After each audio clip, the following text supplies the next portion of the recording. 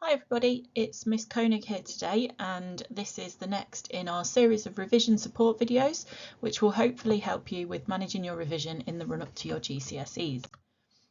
So to start with, just a reminder of the core 4 techniques that will hopefully give you that range of ideas, range of ways to revise and commit your knowledge into your memory. Practice makes permanent, and that's of course what you want for your exams. So you had a session on flashcards, and we're going to be looking at the other 3 different techniques. Just a reminder of the way that knowledge and memory works. As you gain knowledge, it goes into your short-term memory and then eventually to your long-term memory. But the only way to kind of commit that into your long-term memory is by rehearsal, and that's another word for revision effectively. So what we're trying to focus on is how do you move your knowledge from your short-term memory into your long-term memory, because it's known that anything that's stored in your long-term memory is much easier to access, especially in stressful situations, which of course exams can be quite a stressful situation. So that's our aim with all this revision support that we're giving to you. Just remember that all of this information is also on the website. There's lots of different information there: exam timetables, revision resources, exam guidelines, and if it's all getting a bit too much, there's also wellbeing resources on there too to support you with that. So we're going to look at self-quizzing today. To follow on from the work that was on flashcards. There are some similarities, so we'll come to those as we get there. The first step then in self-quizzing is to identify the knowledge that you want to try and cover. And there's a whole load of ways that you could do that. You could look at your previous revision that you've done. So if you've got some key things in the everyday box of your Letna system with your flashcards, you might choose to pick on a few of those topics. You might want to go through your knowledge organisers or your revision checklists and pick up on the areas that you're least confident. You might want to go through your revision guides. If there's a page that you're constantly skipping because you're just not really sure on it, maybe that's a good place to start. You could go on to Tassami and have a click on the red leaves on your tree, which will show you the areas that you're getting wrong a bit more consistently. Or you might have areas that your teachers have suggested for you. So lots of different ways that you could identify the areas that you want to focus on. Try to be quite precise with this. It's a bit more focused than the flashcard area. We want to really zone in on some core areas of knowledge. So the next step is then to review and create your content.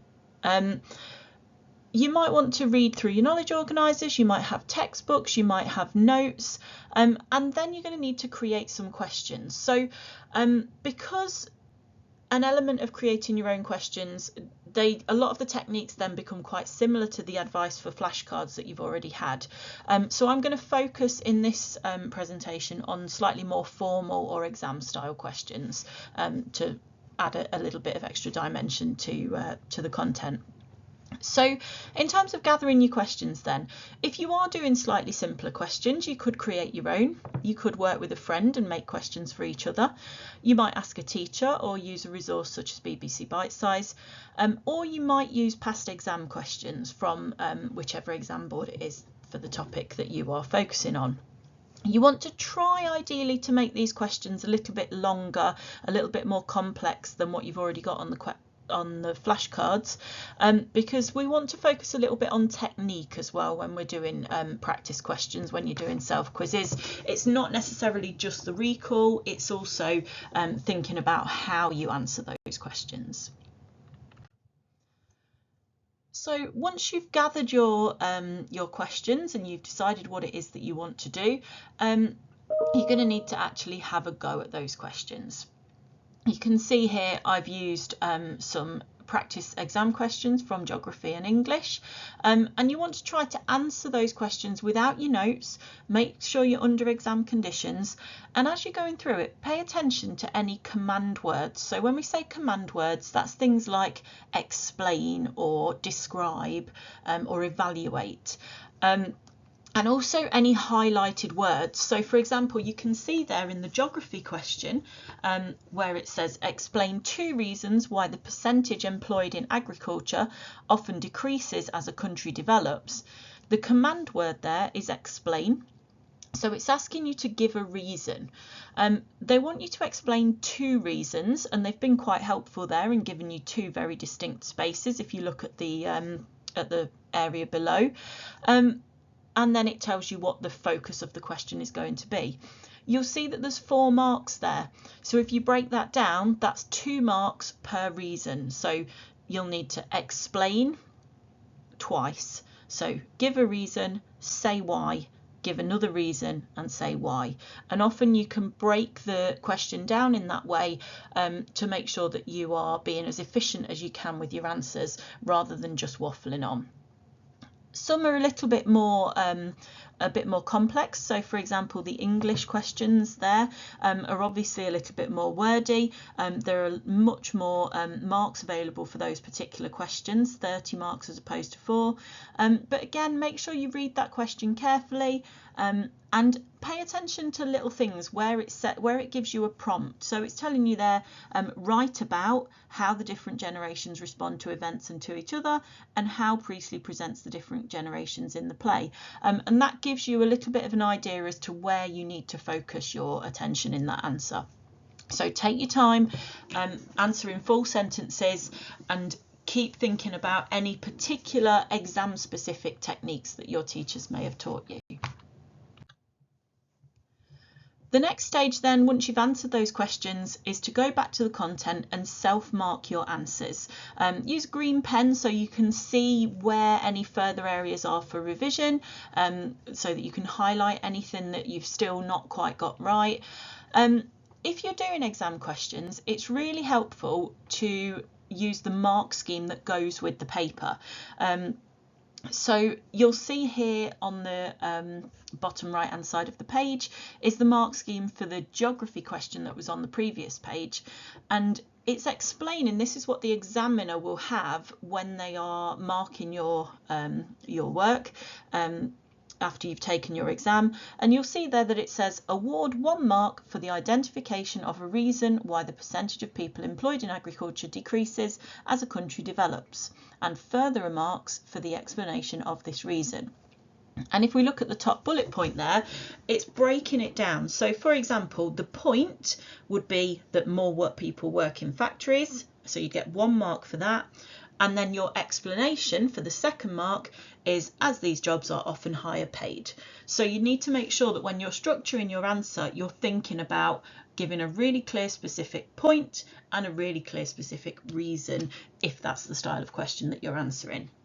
It can take a little bit of time to understand mark schemes. Your teachers, I'm sure, will have gone through them with you, but once you get them, it is really helpful to have that knowledge going into an exam, because it will give you an idea of how best to structure your questions. When you're marking, do be honest. There's no point awarding yourself marks when you haven't earned them. There's no point going, oh yeah, that's fine, if actually it perhaps wasn't as good as you would have wanted it to be. Just accept the gaps, and then you know what you need to work on to improve. You then need to look at where you go from there. So where you did have any gaps, where you didn't quite do as well as you hoped, where you were having to add a lot of green pen when you were marking, build that into your revision plan. If you had areas that you've done really well on, that's great. You know, move some of those flashcards up into a different box on your system, cross a element off on your checklist. Give yourself credit for the areas you've done well. And then if you are completely stuck, you could look at perhaps seeking help from a friend. Maybe you've got strengths that they don't have and you can share that knowledge.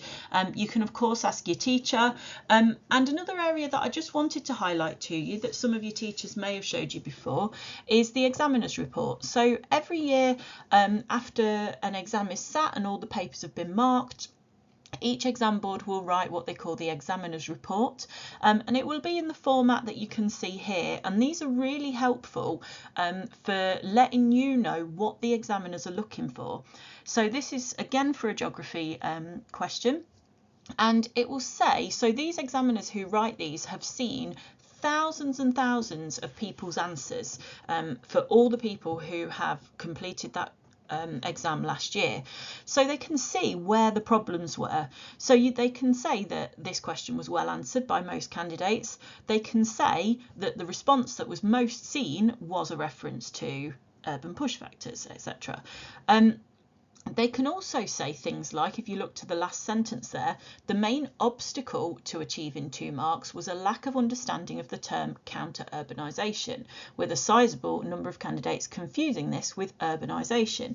And those little bits of information are really useful because you can see where common misunderstandings are, and you can then try to recognise them in yourself. So if you're reading that thinking, oh, hold on a minute, counter-urbanisation, yeah, I don't know actually what's the difference with that, it might give you an indicator of where you perhaps need to revise a little more. They'll also often have a sample answer, so this is someone's answer from last year, and a comment from an examiner to say why it got the mark that it did. So that answer there would have required a little more explanation for 2 marks. The urban push factor is identified, so they've talked about high house prices, but they haven't given much detail about the reason, so therefore that answer only got 1 mark. So well worth having a look at those. Most of them, other than last year, are usually available on the exam board website, so but your teachers could support you with getting hold of those if necessary. So thank you very much for listening. Hope it's been useful, and you'll have another one of these tomorrow. Thank you.